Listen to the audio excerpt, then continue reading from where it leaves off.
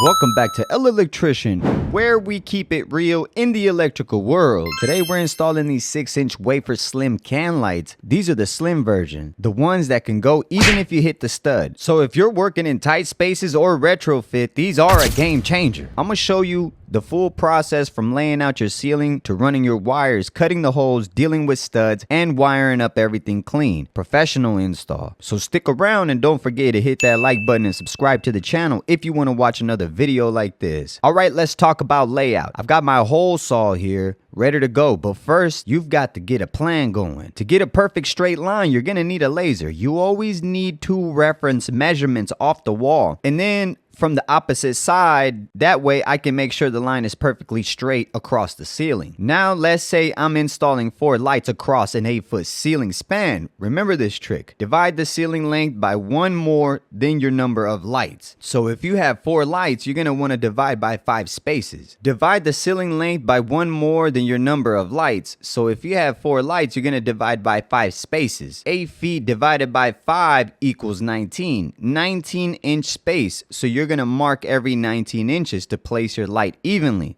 That's why everything is symmetrical and looks professional when you're done.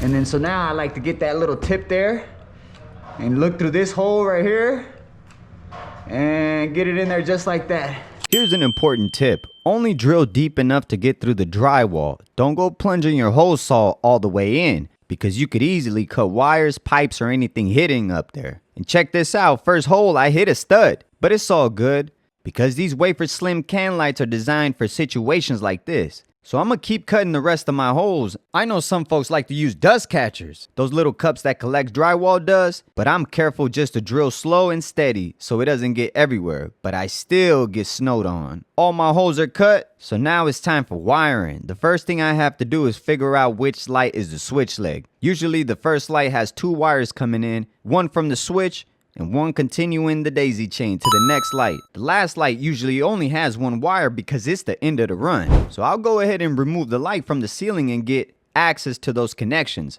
I'll find my switch leg, then disconnect any jumpers so I can run my new wires. Alright, now we're up in the attic. It wasn't any access originally, but since we're doing other work, like running home runs and dedicated fridge lines, we made an access point.